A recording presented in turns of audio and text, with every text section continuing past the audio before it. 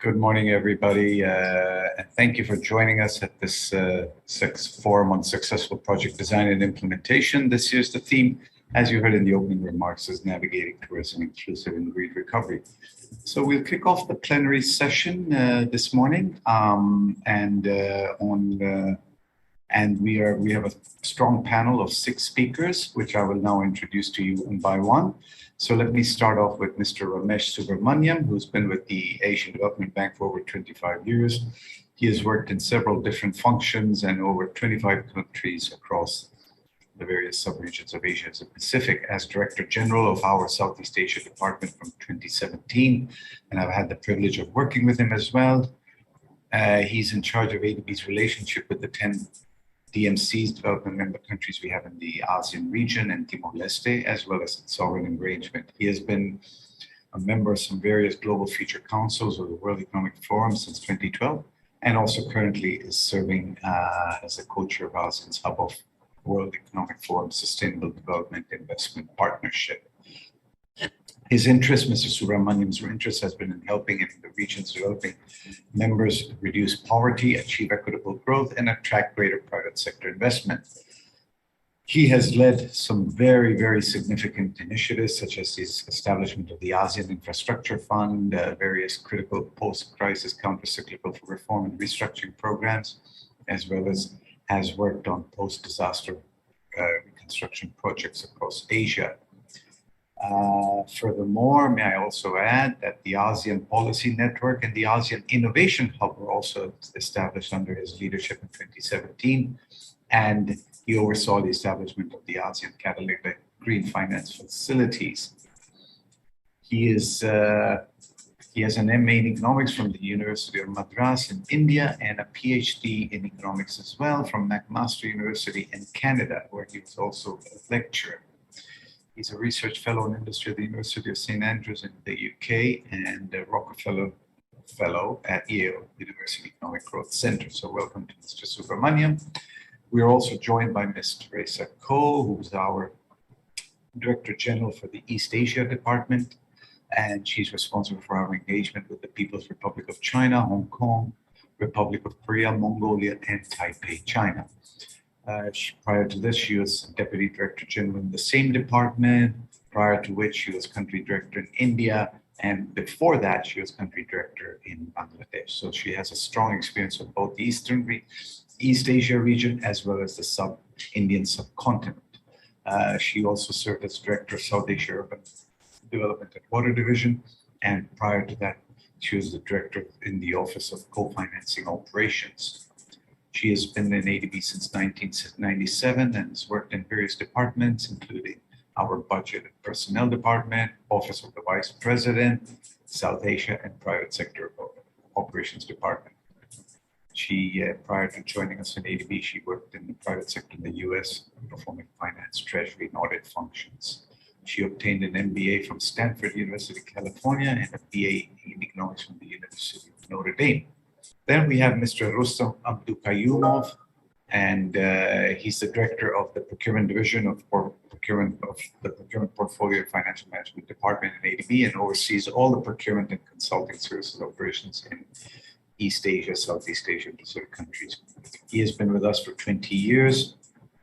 He started off as a portfolio management officer in ADB's Uzbekistan resident mission, and then moved to a more central role of procurement here in Manila. And he's got strong experience in working on large and complex turnkey civil supply projects, and we'll be hearing from him as well. He's a national of Uzbekistan, and he obtained his master's degree there from Tashkent State University.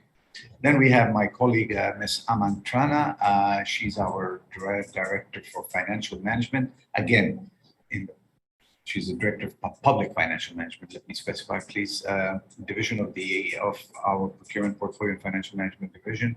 She also brings close more than 25 years of professional experience in financial management, financial reporting, auditing, and governance. Prior to joining us at ADB, she was a Senior Financial Governance Specialist with the IMF and has also worked at the World Bank. She obtained her Master's in International Affairs from Columbia University, and her bachelor's degree is from the University of Ottawa. She's also a chartered professional accountant. And then we have we have the privilege of Mr.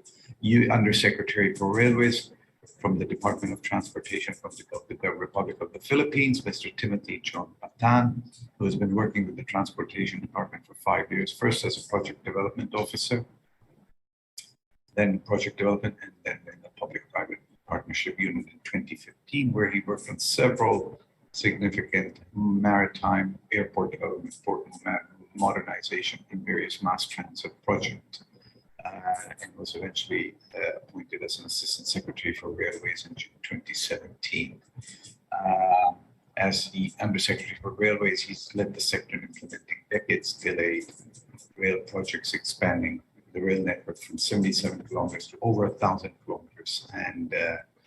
And he's been pivotal in the fulfillment of the administration's agenda, the build, which promises a more comfortable life and better and improved transport experience for the Filipino people. Okay, so having said that, with the introduction, let me just, and please, I think, please do feel free to ask us any questions during the session. So let me just start with DG Ramesh Subramaniam. Thank you very much for joining us today. Welcome to the session, to this plenary session.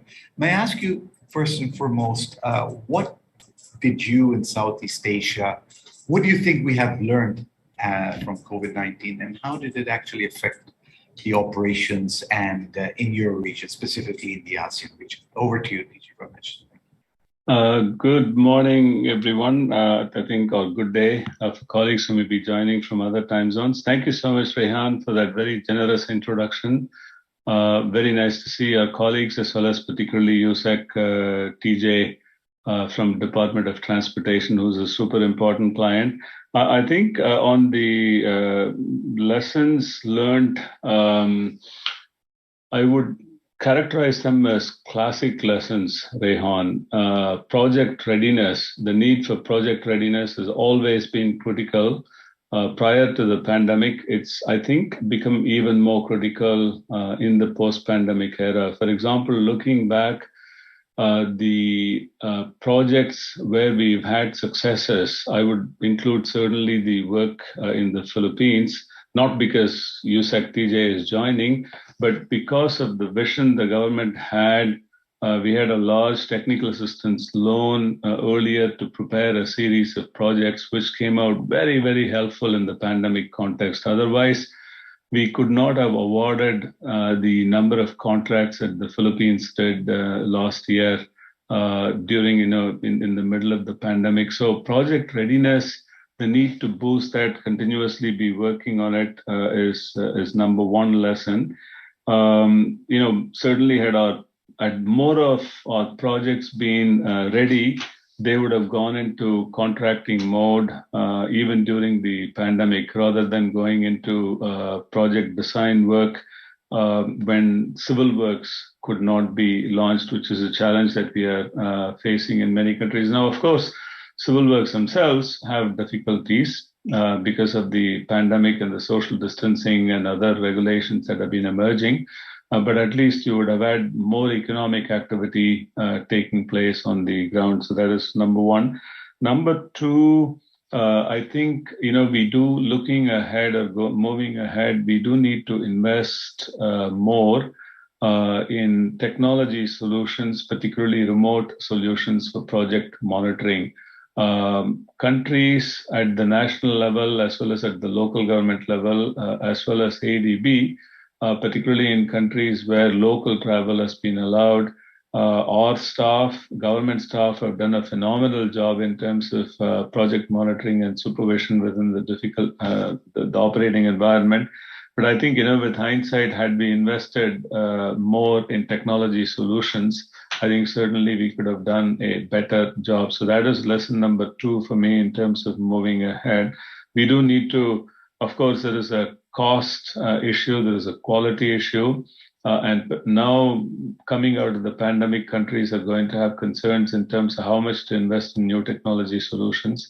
but this is something we do need to provide technical assistance to begin with, maybe pilot projects to demonstrate that these solutions can work. The third lesson I would say is moving a little bit away from individual projects. I think ADB needs to support DMCs in two areas, probably a lot more. Number one, more integrated planning in a spatial sense.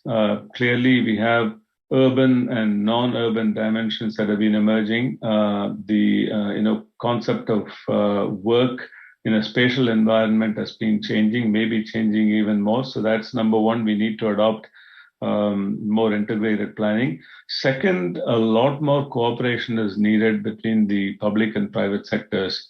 We had an ASEAN panel, in fact, way back in June 2020. At that time, and Secretary Dominguez of the Philippines, Minister Sri Mulyani of Indonesia, the Thai Central Bank Governor, when they participated.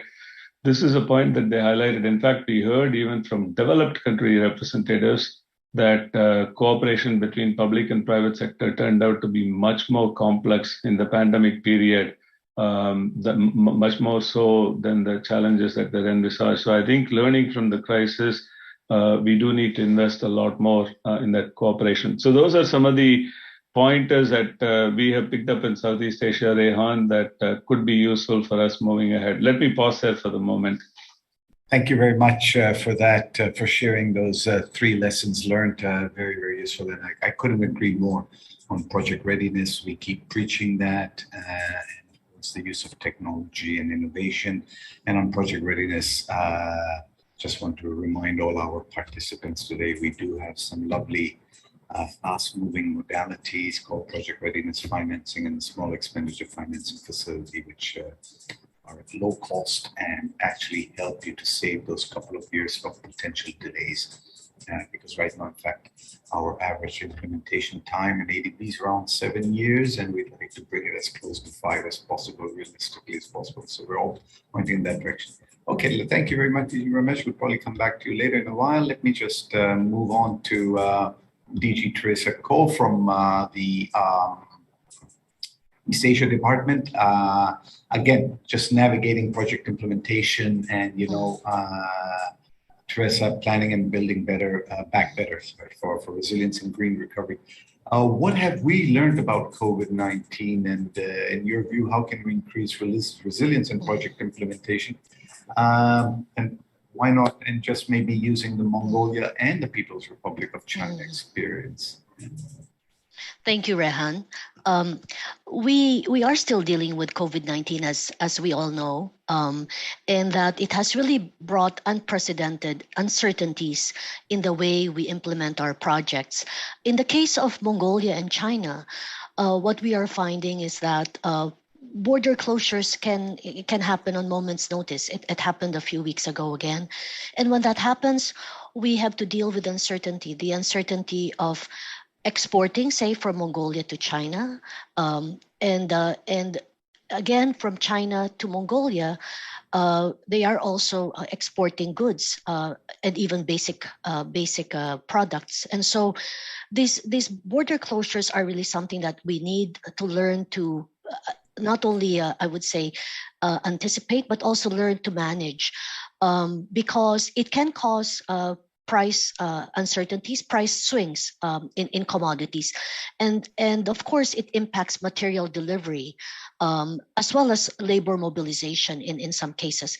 And so what we have found useful in cases like this is to consider actually looking at price adjustment clauses in our contracts, because when we have price adjustment clauses, we may be able to deal with uncertainties in material delivery, for instance. And if these are built in, then the chances of being able to manage in a period of uncertainty may be much more sustainable. That's one lesson that I wanted to share with you. The second lesson that I wanted to share with you is that we also, as Ramesh mentioned, we need to harness IT. The use of information technology becomes very, very important, especially for both hardware and software, because in in case of instances where there are border closures, we need to consider multimodal transport solutions. We cannot just assume that we would wait until the borders open. We need to think of alternatives, whether we ship by land, sea, or air, or whichever is the most cost efficient and effective in that instance, we will need to consider. And so that is also something that that we learned during this period of crisis. And I would say more importantly, four things that we've learned. The need to communicate much closer with our stakeholders, the need to maintain flexibility in administration of our projects. That is also something that I believe we should also consider, and we need to rely, I would say, in a more extensive way, with and reliance towards our resident missions as well as national consultants. In these recent situations, what we found was that the national consultants were able to be mobilized and were able to provide extensive support to us during these uncertain periods, and they have truly contributed to speeding up implementation where others have not been able to mobilize themselves due to this COVID-19 pandemic. And four lessons I also wanted to further share would be the need to observe standard operating procedures of government. The protocols have to be observed in terms of preventing and managing COVID-19. The need to use IT again, not only for capacity building, for virtual meetings, for site inspections, the use of drones that were mentioned last year in the presentation earlier in this session continue to be useful, and we are also using IT for managing bid opening and evaluation, closer communication with our counterparts, as well as tracing and screening for COVID-19 risks so that we could address the client's needs. I think these are aspects that we need to be very mindful of. And last but not the least, risk management and systems need to be in place for monitoring, so that our counterparts, our executing agencies and implementing agencies can manage these risks much more effectively and efficiently. Let me stop here, Rehan. Thank you. Okay, thank you. Before I move on to Yusek Batan, Teresa, I think we wanted to just we would like to play this video for Project the Yunnan Ware Road. Just for Yes. It's a very interesting video.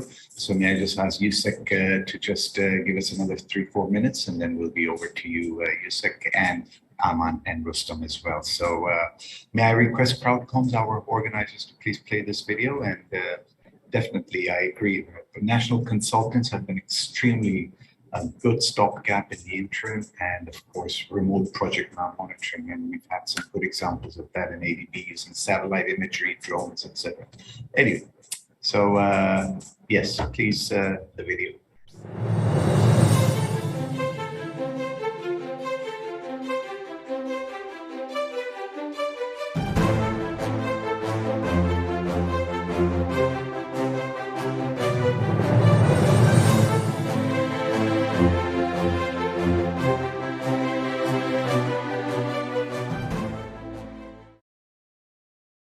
《亚航贷款云南普洱区域综合路网发展项目包含升级改造孟连至勐阿公路、宁洱至宁江至龙富公路30条农村公路3个主要子项目。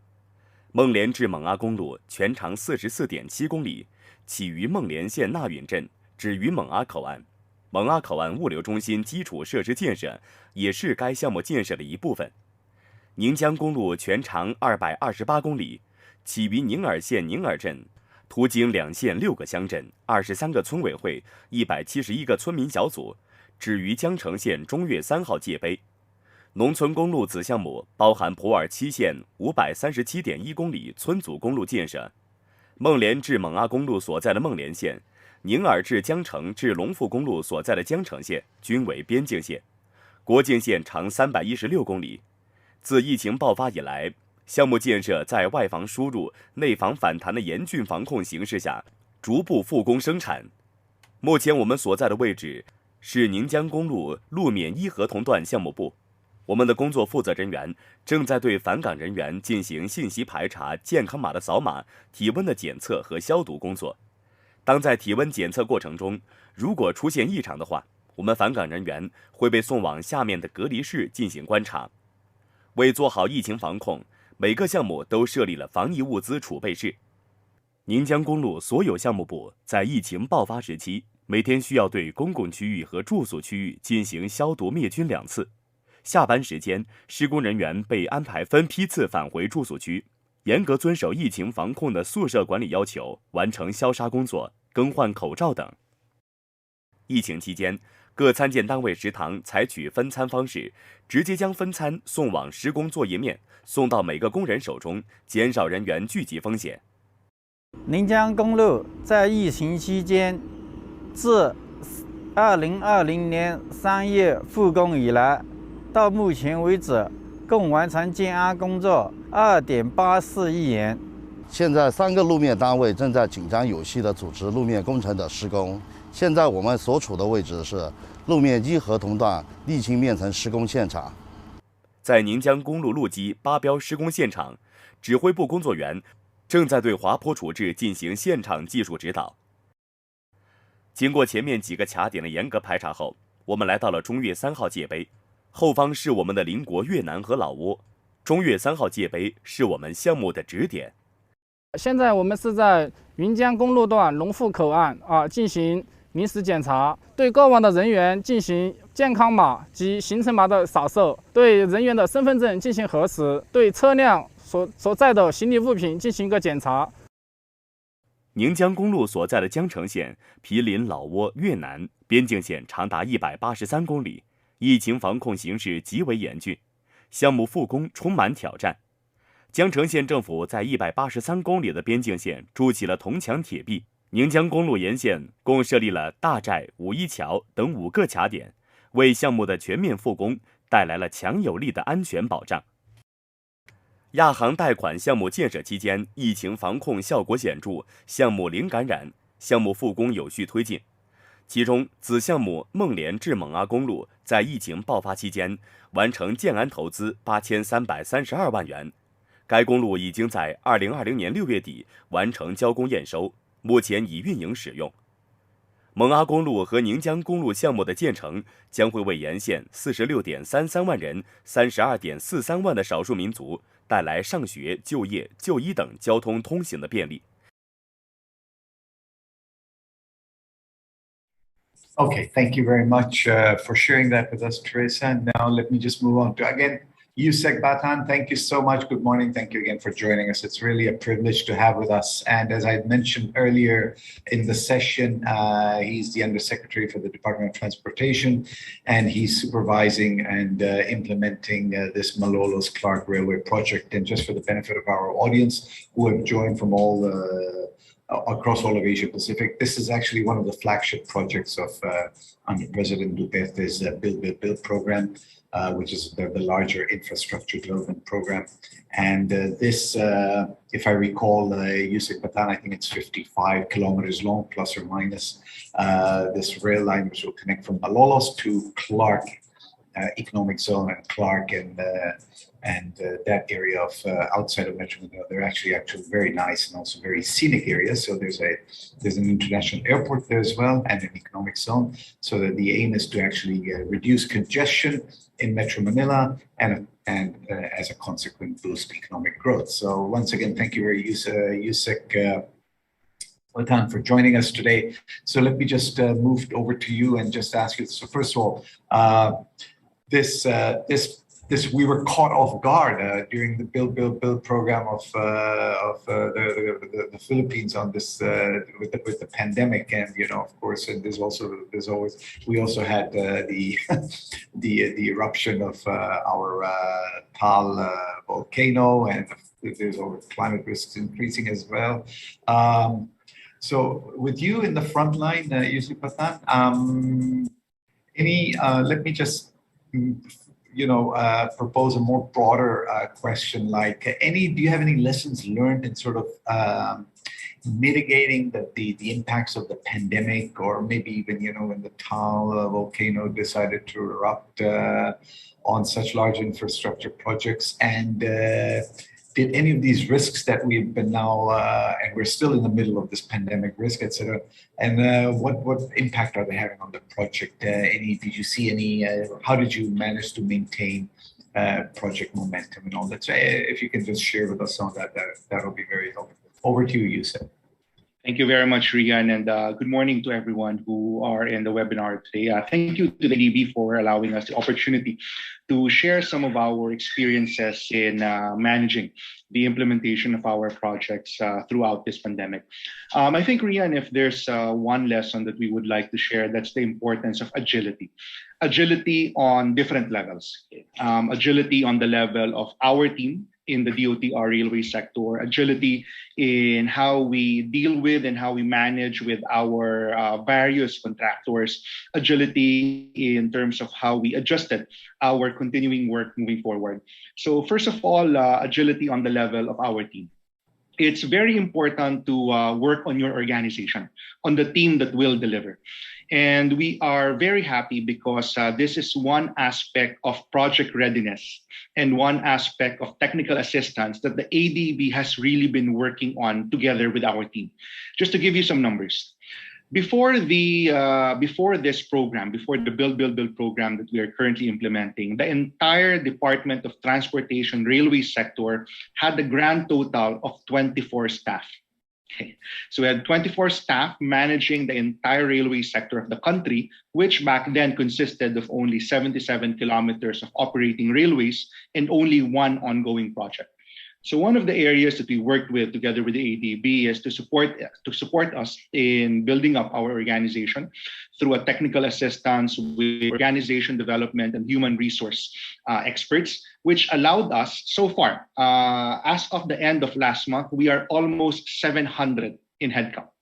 So we expanded from a team of 24 to a team of 700, almost 700, with the assistance of the Asian Development Bank. And this is one of the big factors that really enabled us to respond to the challenges of implementing during the pandemic.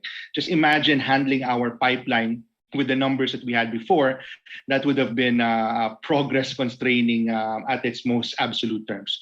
So again, project readiness is not just about preparing a project to be bankable, to be attractive to the market. Project readiness includes preparing your organization, and we thank the ADB for assistance on that. Now, another aspect of agility, and this has been commented on by the first two panel members, is digitization. Again, the ADB, thankfully, and these started before the pandemic, the engagements, the interventions, the organizational intervention that we had with the ADB, the digital management program. So we literally had a digital management project that was funded by the Asian Development Bank, which allowed us to start shifting from our previous manual, usual way of managing projects to a digitized program. So we have adopted, so what the ADB did was to assist us in looking at all of the industry leading platforms, software solutions that we can adopt in order to digitize. So before the pandemic, the objective was digitization. But during the pandemic, that's where we realized the value of it. Because everything from the simplest of electronic document management to remote site supervision, these are things that we have started working on prior to the pandemic, in which allowed us to respond in an agile way to the demands of the pandemic. So again, agility, form number one, be agile, establish an agile organization. Number two is in the way that you deal with your contractors. As we all know, the pandemic hit us unprepared. And even the FIDIC template contracts were to a certain extent not ready to respond to respond to the realities of an actual pandemic situation. Everything from price adjustments, as Ms. Ko mentioned, to how we deal with claims for additional costs, claims for extensions of time because of COVID-related instances. These were all new to us. And we needed to adopt an agile approach, something that was realistic and not legalistic.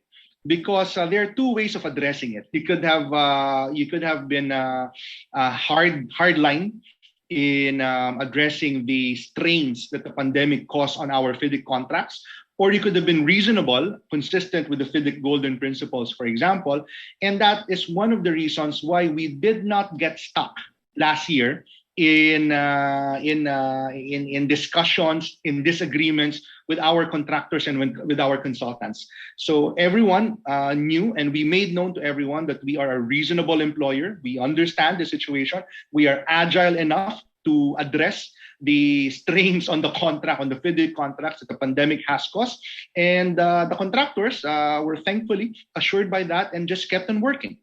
So again, agility in dealing with your contractors and consultants. And finally, agility, of course, in moving forward planning. There were planning assumptions in the past.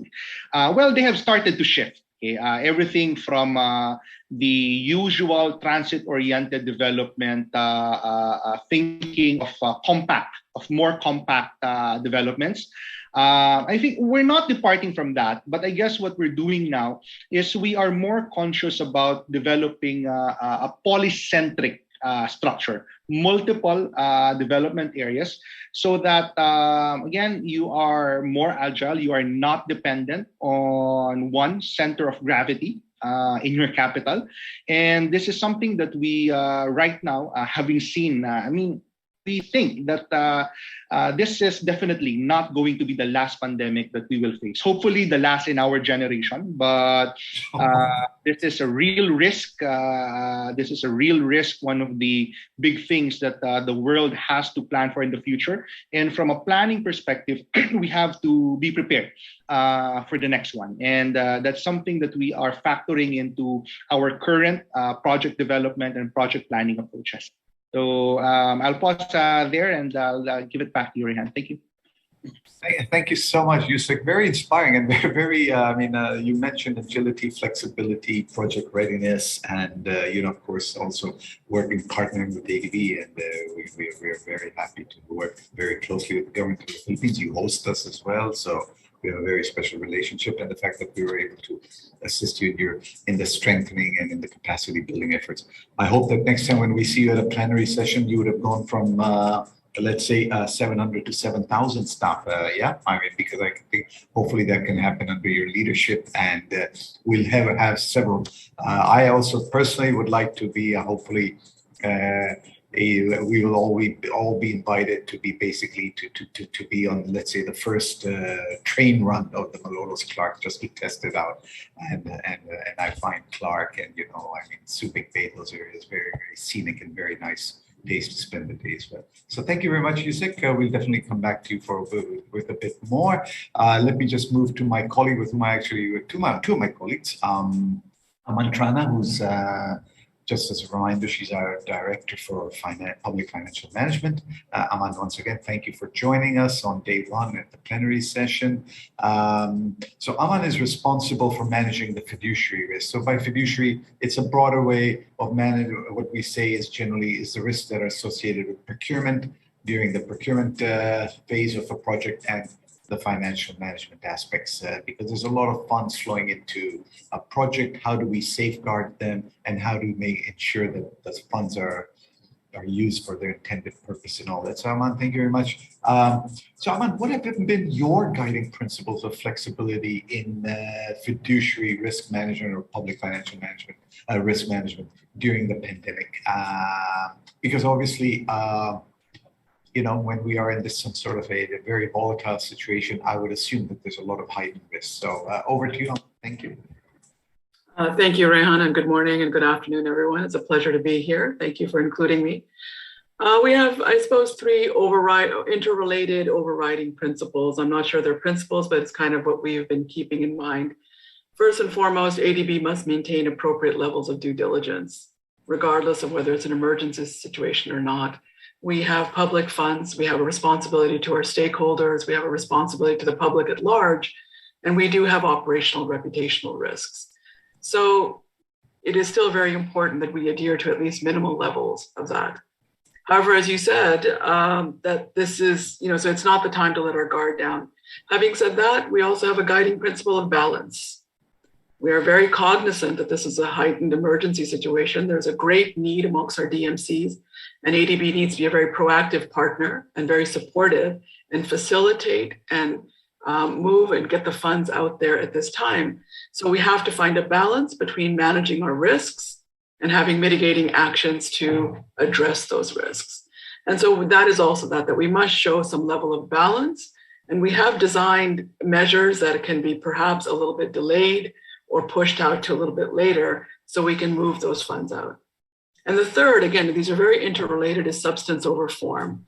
We must look at the substance of a program, the substance of an intervention. We must look at a DMC in its country systems, the EAI, its capacity, and then design around it. So not to be prescriptive or to be rules-based, but to be solutions-oriented and really look at the situation on the ground.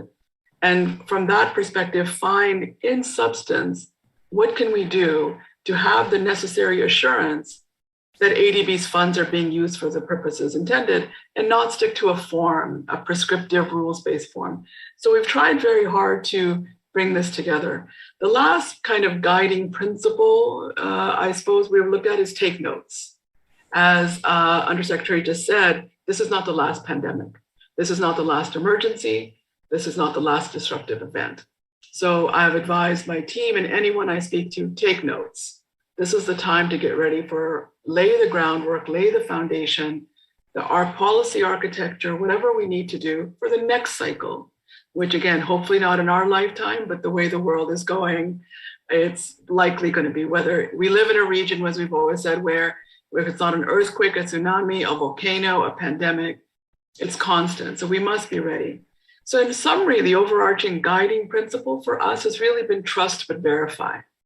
We trust our DMCs, we trust our EAIAs, we have very good relationships, but we also have a fiduciary responsibility to verify, to ask for some assurance on that, because it is not our money.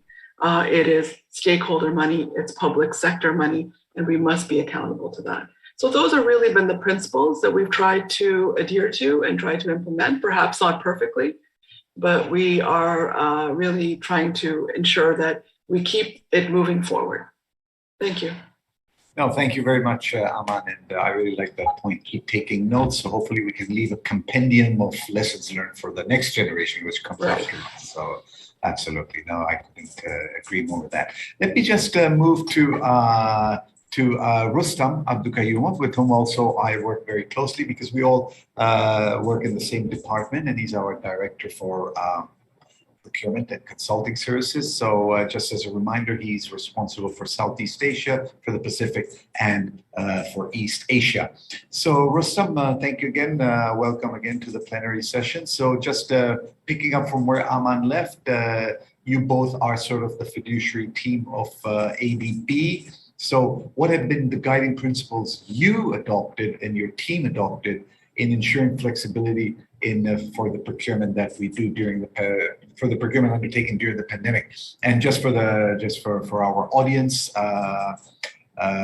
it might be just for who might be curious on the procurement side, ADB probably finances about $10 to $11 billion of procurement each year in terms of the procurement of public goods and services and civil works, and maybe about $700 million plus or minus on consulting services. So that's why you see that very strong blend. There's a lot of funds that's going into procurement and consulting services, and of course, my colleague Aman's job is to ensure that those are then used for their intended purposes. So, Rustam, over to you. Thank you. Thank you, Rehan. It's really a pleasure for me to attend this workshop. And good morning, good afternoon to all our participants. So maybe let me start by saying that, and everybody I think knows it very well, that the very negative impact the coronavirus had on two different areas. One is on the health of people and additional pressure on the national healthcare systems.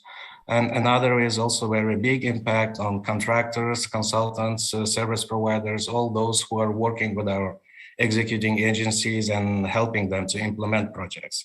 There were several measures that the ADB adopted to mitigate these risks, and employing greater flexibility in procurement was one of them. And there are several measures in the procurement arrangements which I would like to share with you, and perhaps some of you are very familiar with it. If you remember, during the initial stages of the pandemic, the most acute need was for personal protective equipment for medical staff, ventilators, other medical supplies for hospitals. The market for these products was very limited. Therefore, ADB allowed direct contracting of such suppliers or UN agencies who could arrange such supplies. Also, you probably remember that ADB has approved a large TA used for procurement of all these necessary supplies by ADB itself. And then ADB delivered those supplies to them. And in order to make those deliveries more efficient, ADB used so-called pooled procurement, where similar items were procured for several countries in bulk and then grouped into single contracts, and one forwarding agency which was identified for delivery of such multiple recipients. So this was something new which we never used before, and that worked efficiently. Also, another type of flexibility which was introduced, perhaps we all know that under ADB finance projects, we require the use of standard bidding documents and contract forms, but we knew that the initial stages, it was supplied, so they had very strong bargaining power, and many suppliers were not willing to use ADB standard contracts. So we allowed the use of non-standard contract forms, provided that we have included ADB's important anti-corruption and integrity. And also many suppliers and manufacturers requested for higher than usual advance payments. So we also agreed to that, because see, we could not work following all our stringent rules and regulations. And within the framework of our procurement policy, opportunities to provide more flexibility, we use that. Another very important point, and I think it was mentioned several times already about the use of IT, but from procurement angle, it's very interesting. We are working with many countries to develop their electronic government procurement systems. And those countries who had those systems already developed and working, they had the lesser impact of the pandemic, because they were able to allow bidders to submit bids electronically. Bids. The issue was with the countries who did not have, and because of travel disruptions, no flights, different restrictions, bidders could not physically visit the countries. They could not physically submit their bids. And it was what to do, because it means just to put a hold on everything and wait until the COVID is over. But to help those countries who did not have their electronic procurement system, ADB has provided free of charge a platform, which is still currently used by several countries, which allow them to receive bids electronically in a protected format and basically do the evaluation of bids in a way that basically helps to project implementation. And of course, we all know that because of disruptions in the supply, it was quite difficult for many bidders to prepare quality of their bids. So therefore, we also extend the period for preparation of bids so that they could find good partners, good suppliers, and so that the quality of their bids is such that whatever they proposed, they are sure they can deliver. Another very interesting and very important feature was our relationship with the consultants. Yeah? Because when ADB recruits 4,000 individual consultants in a year, and we have about 200 contracts with the firms. And all consultants, of course, there was additional risk on the health of consultants if they're working in the field. Many contracts had anticipated travel to different countries, but in order to for AGB to monitor where consultants are, we have issued a notification through consultant management system to all registered consultants and requested them to download which sends emergency updates to all consultants in real time, and also provides for ADB an ability to track where they are and check their well-being. Lastly, maybe I would mention also about how we dealt with the contractors, and this was already also highlighted by several of our speakers. So initially, the COVID hit. Of course, all were unprepared and everything was put on hold. Contractors could not travel to their countries of operation and basically on hold. And eventually, many countries have introduced health and safety protocols and allowed to resume the work in the field. But these health and safety protocols were different. They vary from country to country. What we have done included additional requirements in the bidding documents on health and safety, basically contractors to demonstrate how they are going to the health and safety issues, how they are going to protect their employees during the work in the field. And this is taken into account during the evaluation of bids.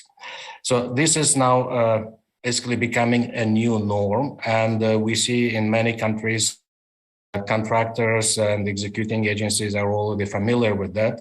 And that helps basically to resume work, ensure that the projects are not affected. So maybe I will stop here, Rehan, and other questions we can address later on. Thank you. Thank you very much, Rustam, for sharing with that. Yes, of course, cannot undermine the importance of e-procurement, and also the fact that we're now ensuring the health and safety and the well-being of all contractors and people in the field is, of course, very, very essential. Actually, I just wanted to, while we're having this session, there are some questions that are coming in, and let me just swing back to Yusek Patan to bring you under the reflector lights once again, because your word agility definitely caught many people's attention. So there's a specific question addressed to you, if I may say, and there's another question to Teresa Ko, which I will come back to in a minute. But going back to Yusek, to you, the question is, you mentioned agility in your railway project, specifically in dealing with contractors. So our audience is asking, do we understand that you adopted the agile methodology in the project implementation management, whereby the agile manifesto states, open quotes, contractor collaboration over contract negotiation, end quotes. Whilst you mentioned the FIDIC contract documents, the pandemic is not mentioned as one of the force majeure. Is there a similar clause, specific clause that deals with issues similar to the pandemic? I'm not sure if is the question clear? Would you feel maybe just to share your views on this, Yusek? And we have Rustam as well, who was involved in the procurement of the award of Malolos Clark. Over to you, Yusek, first. Yeah. Yes, thank you, Rehan, and thank you for the question. First of all, yes, we have adopted a collaborative approach in implementing our contracts.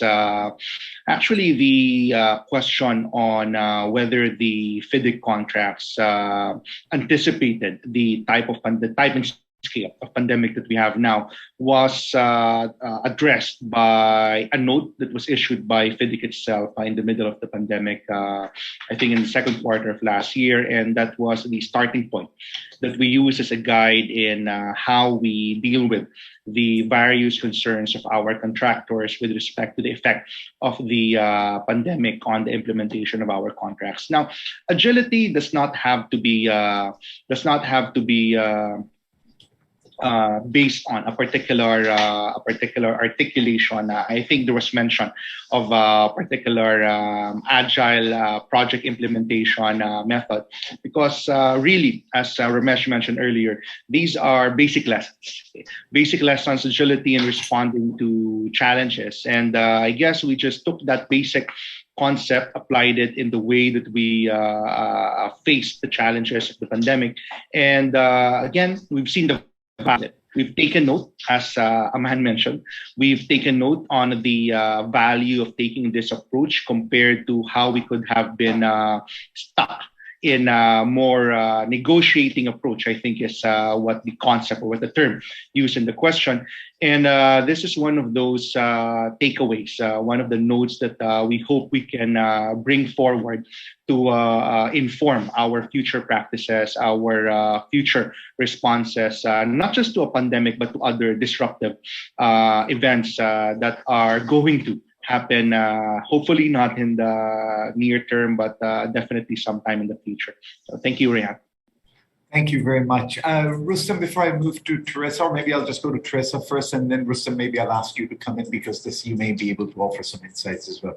Teresa, the viewer mentions that you mentioned including price adjustment in the clause in the contract. So the audience is asking, does that mean that the current ADB contract does not include this mechanism? In most of the contracts that our participant handles for the private sector, the pricing adjustment mechanism is always in the contract, specific reference to force majeure, pandemic, etc. So this question somewhat overlaps with the one that was put forth to Yusuf Batan. And Teresa, if you'd like to share something, and Rustam, please feel free to step in as well. Thank you. Sure. Let me just clarify. So we do have price adjustment clauses, but typically they are there for long delivery times. So for instance, if we look at, say, an 18-month period, and if it is even longer than that, typically we see price adjustment clauses. But this situation is, as I said earlier, unprecedented, and has really caused us to examine how can we ensure delivery times in a period when price swings are there, and what may look cost efficient when we were drafting the contract may not be able to be applied, because it puts the other party in a very difficult position. And so I think we need some balance. I think as Yusuf Batan said earlier, we need to also look at the practical side. He mentioned agility, and he mentioned about the collaborative approach. I think we need to look at this more closely, because if we insist during a period where there are commodity price swings, where prices are so unreasonable compared to the contract terms, it may not be possible to deliver anymore, and so we need to find ways to get through that hurdle. And I think this is in line with the practical solutions that Yusuf Batan mentioned earlier. Let me stop here. Thank you, Teresa. Thank you very much. Rustam, did you want to add something? If something very telegraphic, because we are I need to go back to some of the other. Anything? Did you want to add something? Thank you. Maybe I'll. One point about the price adjustment. It is always in the contracts with the long duration, but even for those, we see sometimes less appetite from executing agencies to include. They were preferring to have a fixed price contract because they believed it delivers better value for money. But the reality is such now because of the pandemic, and this will continue for a few years. Nobody knows when this ends. Maybe there is a rationale to consider including price adjustment for contracts even with a shorter duration, because that gives a bit of more predictability to both sides, to employers and bidders when they prepare their bids, because it's really impossible to estimate what would be the price of certain materials in 6 months from now, right? Because all economies are now resuming basically to work. Some countries will have more output, some will have less, some would be affected. It would be very useful to learn the lesson which we have now. Several countries were seriously affected, and it's very difficult to find one clean solution. So perhaps, it could be more kind of focus on considering price adjustment even for shorter duration contracts, especially civil works with a lot of materials to be imported from outside the country. Thank you. Thank you very much, Rustam, and thank you also very much to DG Teresa Co. Let me just circle back to DG Ramesh. DG Ramesh, you all, as Director General of, the ASEAN region, you're also in the stage of doing some countries partnership strategies, etc. And with your experience in the pandemic, what measures or what have you done? And I was in terms of maintaining project quality, and furthermore, whilst you have been involved in some of the future country partnership strategies and preparing the country pipelines, do you think that in the pandemic there's still room for us to take on challenging and complex projects, or should we maybe park them for a while till we don't get back to a normal, and then maybe look at those later, or should we just proceed as business as usual? Over to DG Ramesh for this. So is there still a room for complex project design? And how do we maintain quality? Because we may build the project, but if the quality is not there and it doesn't last for more than 3 years, then basically we failed in the intended outcome. Over to you, DG Ramesh. Thank you. Thanks very much, Rehan. By the way, the points that came from the other panel members, fantastic points from all of them. Greatly appreciated those insights. First on the strategy part, Rehan, in the height of the pandemic last year and earlier this year, we took 2 country partnership strategies to our board. One was Indonesia and the second was Thailand. Both CPSs, we call them COVIDized CPSs. In terms of the pillars of the CPSs, all had COVID elements, COVID immediate support as well as recovery elements.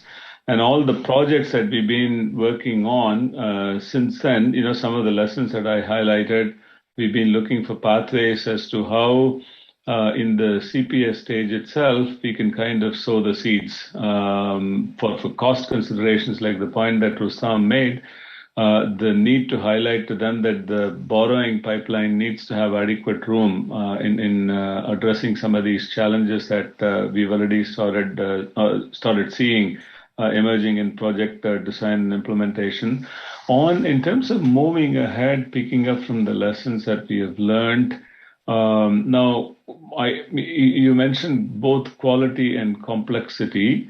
The two need not go together. You can have a high quality project, but that is, simple, but you can have a complex project without quality. So I think it really depends.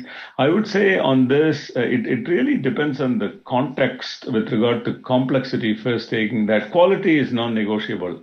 Clearly, of course, you have the cost versus quality considerations that countries always look at. And in our procurement policy, we have the value for money construct that we have.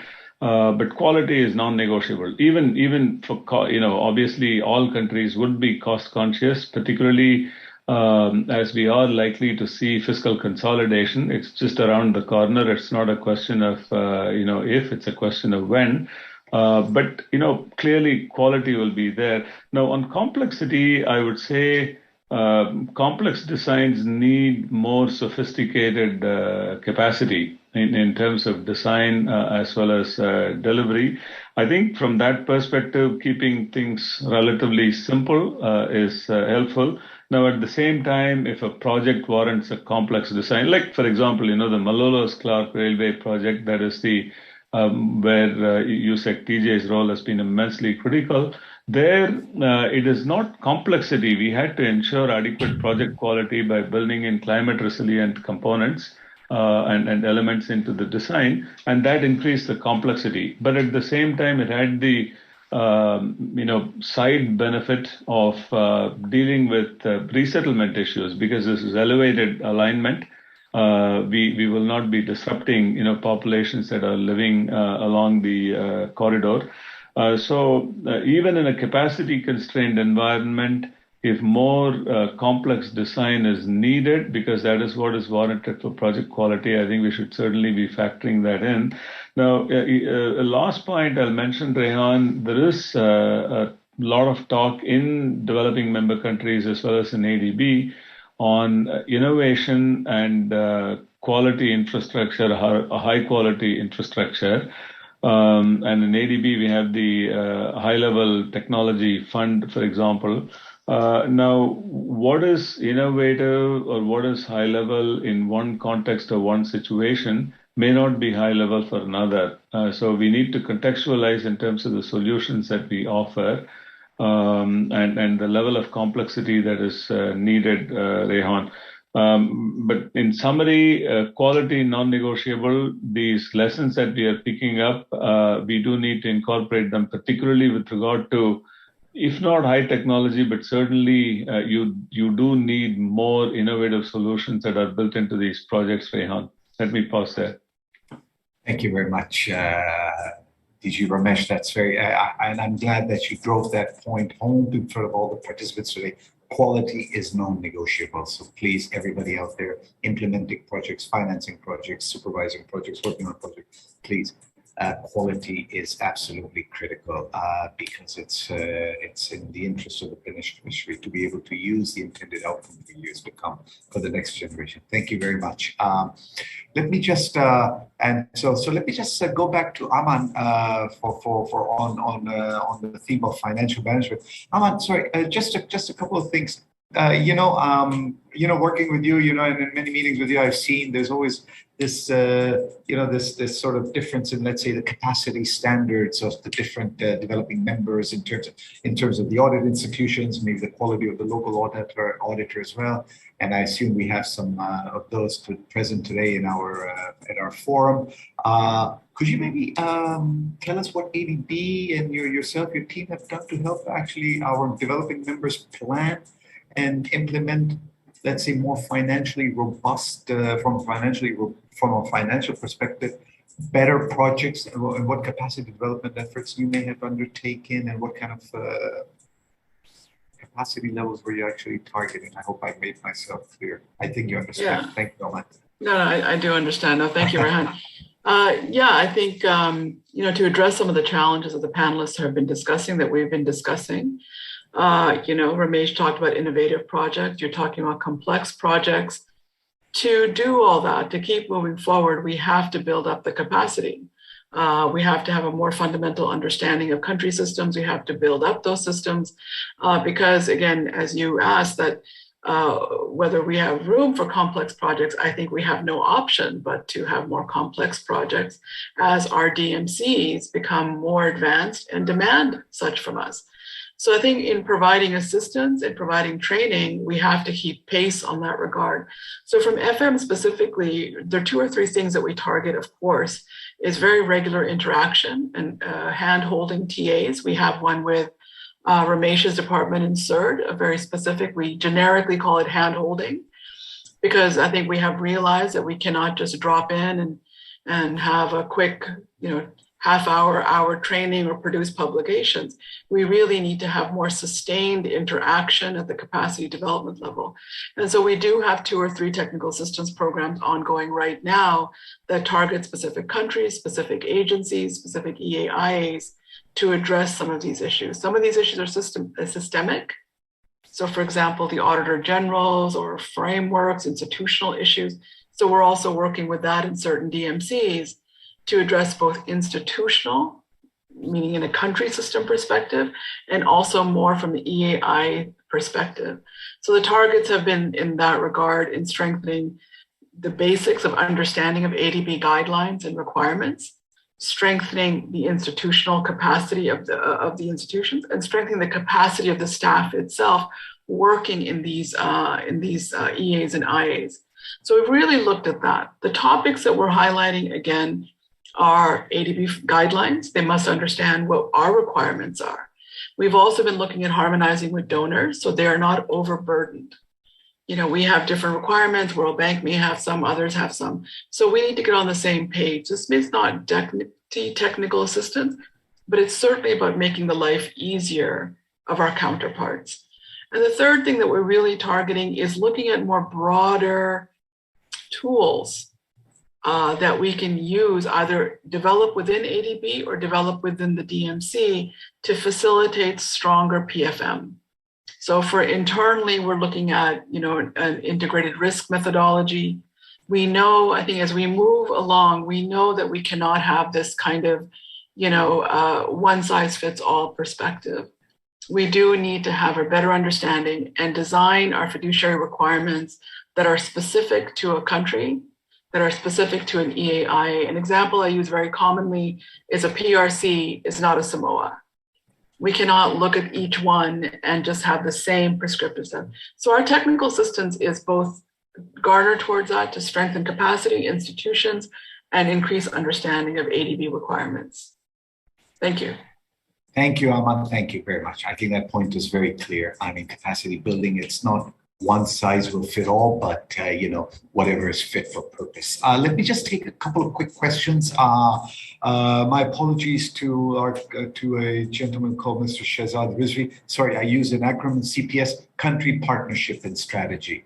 Rustam, I want to ask one question which I would address to both Teresa and to Yusek Batan. But before I do that, could you just, there's a question addressed specifically to you. Could you just kindly elaborate on what software is there some specific software you're using for the online bidding process? And how do you cope with the requirement of having documents in original?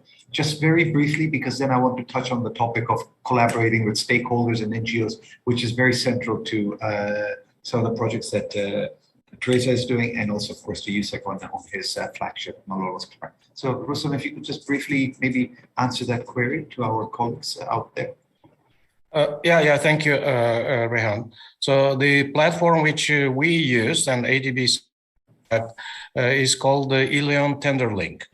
It is widely used in the Pacific region by some of the countries, but we also basically signed a contract with that platform that they give access to us, to aid several executing agencies to use that for their bidding. So if participants can provide more details about and contact details of that company, and they're commercial, so they can work with anybody. So if there is even private sector entity who wants to use that platform, it can be kind of agreed. So there is nothing very complicated there. The benefit is that all submissions are encoded, so only those staff who have access to review and evaluate the bids will be able to see those bids. So there's no requirement for original documentation like in the old days, big thick envelopes, couriers, etc. That was the other question. You don't need that with e-procurement. It's all online. Yeah, absolutely. Yeah, there is no need for that. Everything will be submitted online. That company will provide the training to the users and will explain how this works. And then they will also get separate passwords for their submissions. Okay. Thank you very much. So a question which I would say cuts across both DG Teresa Ko and Yusek Batan is, on some of these projects, what are your ideas how to store, any ideas, suggestions you can propose to strengthen the collaboration among multiple stakeholders? And when I say multiple stakeholders, I'm also saying, more importantly, how are you actually engaging with civil society, NGOs, project beneficiaries themselves in East Asia? And then maybe I'd like to also hear from Yusek Batan in that order, especially project beneficiaries. And I'm a resident of the Philippines and Metro Manila, and, we have lots of, dense settlements. And so I'm sure you have some strong engagement with civil society and NGOs from time to time. So I just want to hear your perspectives on this question from both of you. May I ask Teresa to just go first? Thank you. Okay, I'll go quickly. So in our case, we do involve multiple stakeholders at project design stage, much the same as what Riza Tang had mentioned, the DG for procurement at the beginning of the session. We continue to look at multiple stakeholders because we believe that increased interaction and collaboration fosters increased ownership. And it's not just ownership during good times, but also during not so good times. It becomes, as the situation now we are in is disruptive, it does need the involvement of all stakeholders concerned to actually put together solutions that could help, say, resume project implementation or accelerate project implementation from time to time. In China, we are using online platforms. We're using WeChat as a way to actually foster or increased interaction and spontaneous interaction, whether it's for meetings, whether it's for consultations.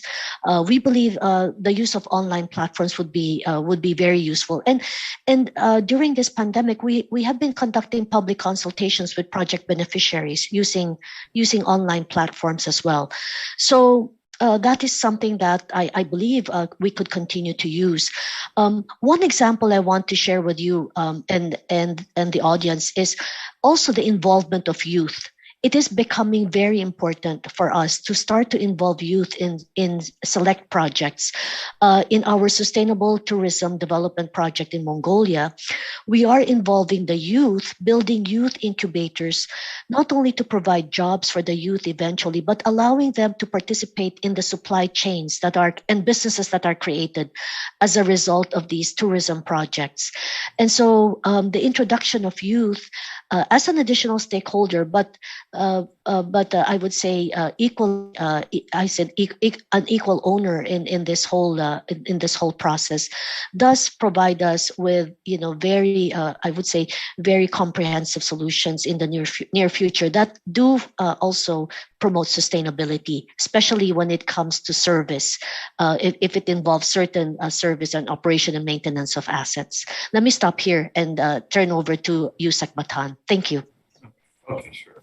Yusek Batan, over to you. I mean, just your view on how to strengthen this collaboration, especially with your experience in the railway project with civil society, NGOs, and private sector as well, and project beneficiaries.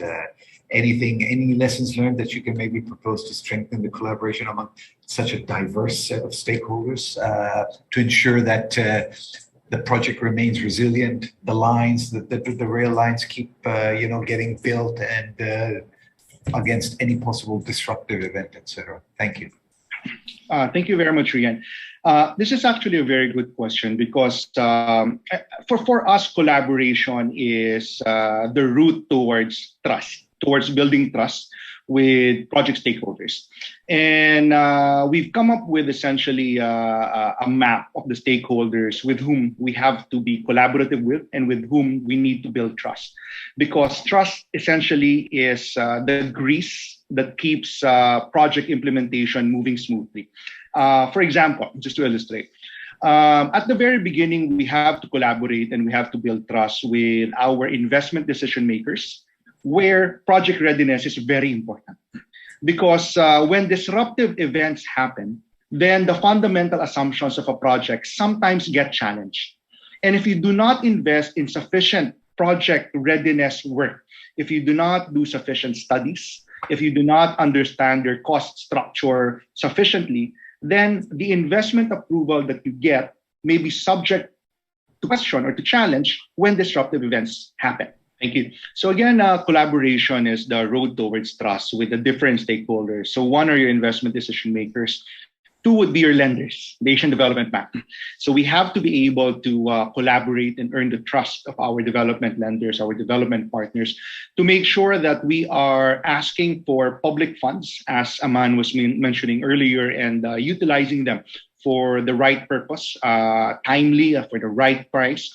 We have to make sure that we are observing the governance, the social safeguards that are required of us under our loan agreements. And it's very important for us to collaborate to generate the trust, because otherwise, again, you lose that grease that keeps a project going.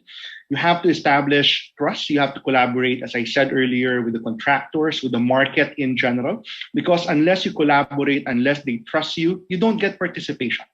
And one of the things that we're proud about our ADB pipeline, the Malolos Clark Railway project, the South Commuter Rail project, is it has broken our procurement processes for these projects, have broken every single record that we have in terms of breadth of participation. And for those who are familiar with the railways industry, it's not cheap to participate in a railways tender. And you only get that much of that market participation if you have trust, if you have collaboration.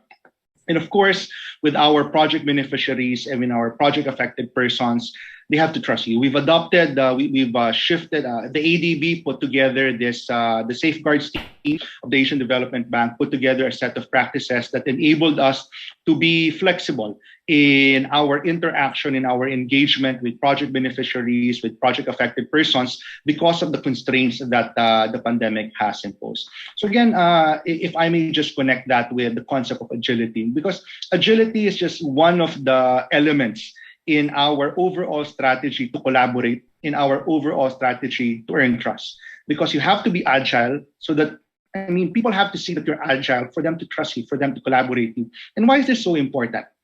I wanted to mention this earlier, but you heard about us going from a team of 24 to a team of 700. What you have not heard yet is that our pipeline, as of this year, is already 2.5 times in terms of project investment value. Just for the railway sector alone, we have increased that by 2.5 times the total budget of the entire Department of Transportation for 20 years. So get the total budget of the DOTR, of the Department of Transportation, from the year 2000 to year 2020, multiply that by 2.5 times, and that is the size of our current pipeline. And yet, we have so much more to go. There was a World Bank survey in 2019, which unfortunately ranked the Philippines 119th in 119 countries that they surveyed in terms of railway infrastructure. So what that showed is that we've increased our pipeline massively. But despite that, we need 4 to 5 more times of that just to close the gap. And that gap, that infrastructure gap, does not only exist in the railway sector. That infrastructure gap does not only exist in the Philippines, it exists throughout developing Asia. And it's very important for us to continue or to develop agility, to develop collaboration, to develop trust, because only when you have all of this can you deliver on that gap. If your investment decision makers do not trust you, if your lenders, if your development partners do not trust you, if the market do not trust you, if project affected persons do not trust you, if your own Congress do not trust you because you do not collaborate, because you're not agile, then closing that infrastructure gap, closing that much needed infrastructure gap to solve the problem of poverty will be in the same pace that it has been in the past, at least in our case. And I guess just to close off that long comment, again, collaboration is key towards earning trust, because trust is what gets projects done. Thank you very much, Yusuf. Trust is central to everything we do in life, including the implementation of projects, definitely. Quite a few questions coming in. There's one from Indonesia, which I can actually answer. The question is an interesting one. Our colleague in the audience has been working on an ADB finance technical assistance in preparing due diligence for project readiness. However, the government decided to cancel the project, possibly because of other prevailing priorities related to the pandemic response. So question is, does ADB have a guideline in terms of project cancellation by the executing implementing agencies that will impact future ADB investment in the country? And the answer to that is no. The projects do get canceled from time to time because of, like you very clearly said in your own question to our colleague Rahmat from Indonesia, that it's possible that due to the pandemic, the priorities and the resources have to be shifted elsewhere. Rustam, I have to come back to you again very quickly because there's a participant asking us, and DG Ramesh and DG Teresa, you can join in because it's a broad cross-cutting. But have you had any experience in the regions of your responsibility, which is Central Asia, East Asia, Southeast Asia, and the Pacific? Have there been contracts that went into renegotiation? And more importantly, have you heard of do you have any specific example of maybe where the health standards, as you mentioned in the contracts, were maybe have been difficult in implementing with? I don't know whether you get the gist of the question, but if you can maybe add a few things. And I can also ask DG Ramesh and Teresa Ko if they have had any issues with the implementation or any cases where maybe there was some health issues involved in terms of or contracts which had to be renegotiated or in my experience, I think in my understanding, we've not had any really force majeure. What we've had maybe some other types of instances during this long 18-month long pandemic so far, and maybe a bit longer. Rustam, over to you. Thank you, Rehan. I'll try to cover a little bit of this topic because the pandemic, of course, affected many ongoing contracts, and this was done in different ways, right?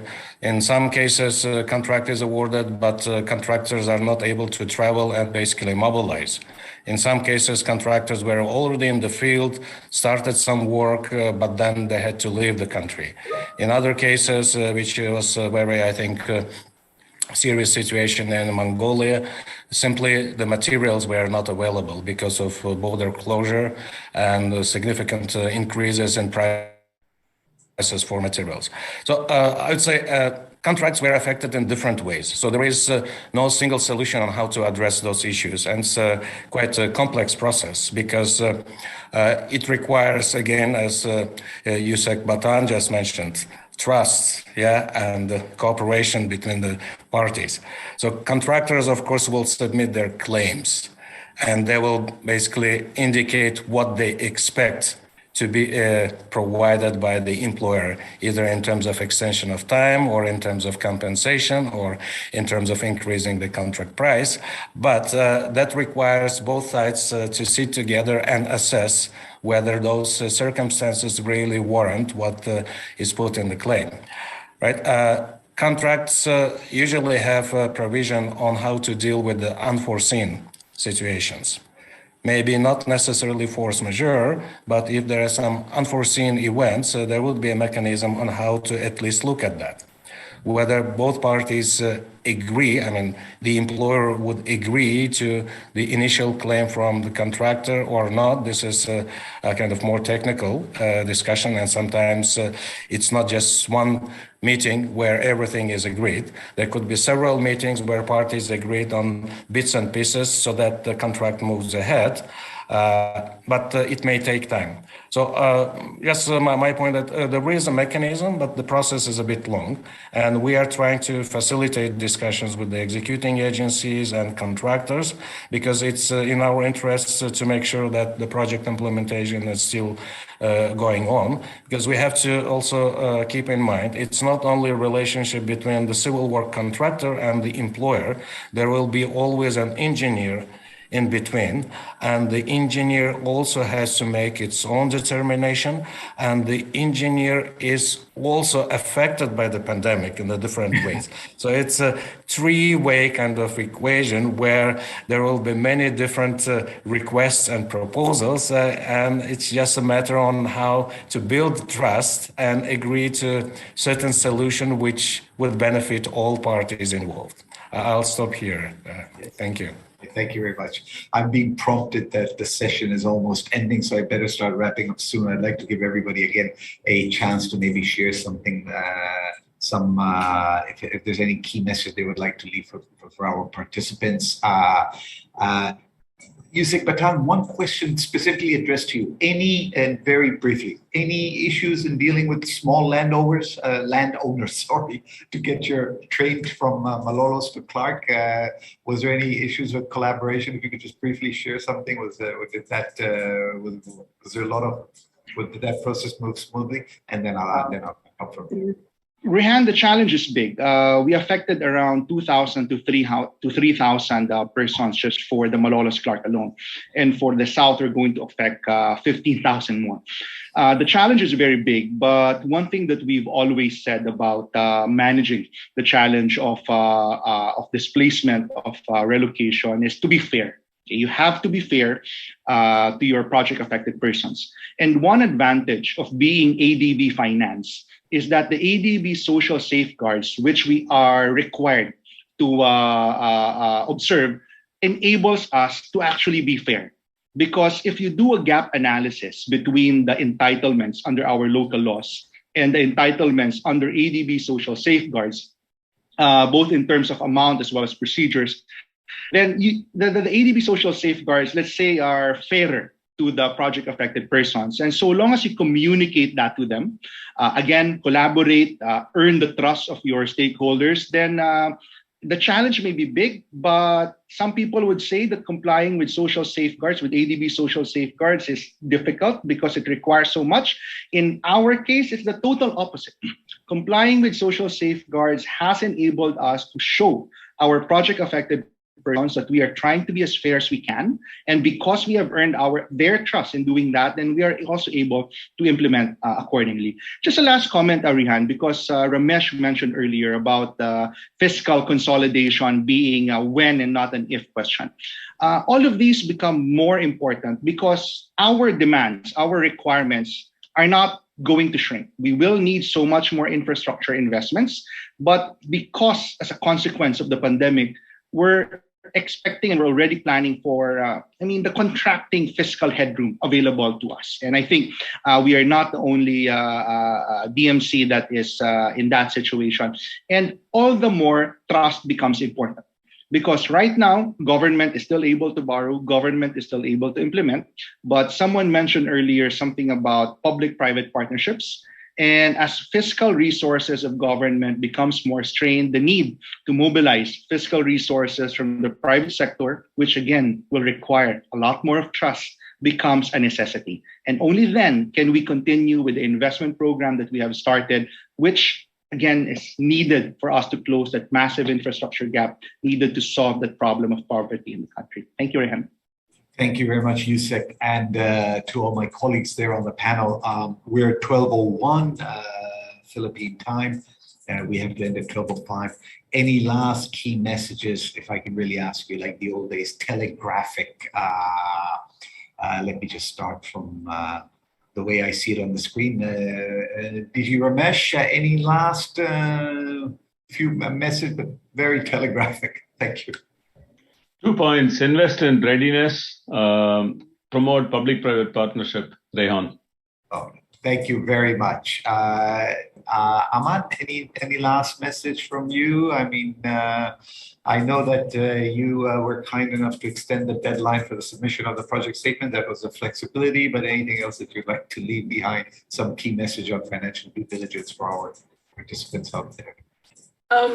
I just want to quote Ramesh earlier that quality is non-negotiable. I think that's really, to me, a very important thing. And the question is, how do we build that capacity to ensure quality? And that goes for financial due diligence also. It's not negotiable, but we have to figure it out. So I think that's really my key message here. So thank you so much, Ramesh. Thank you. Thank you so much. Yusek, any final word out from a broader perspective on for the audience before we close the session? Anything from your end? I think I have Teresa's no Marcus was not come to the next. Maybe, Ryan, just to reiterate what I said, again, trust we think is the grease that keeps a project going. It's necessary in a no pandemic environment. But what we've seen is that if you invest in building that trust with all of the concerned stakeholders, then it also allows you to be agile in responding to disruptive events such as a pandemic. Thank you very much. Teresa, Teresa, are you there? Yeah. Any last salient statement? Very telegraphic, of course. We're at 12:03. Like to close up. Okay, sure.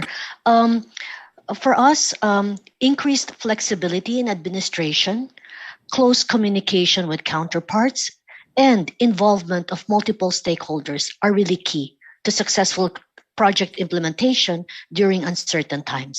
Thank you. Thank you very much. And last but not least, our favorite procurement director, Rustam, any last words from sunny Uzbekistan to our participants?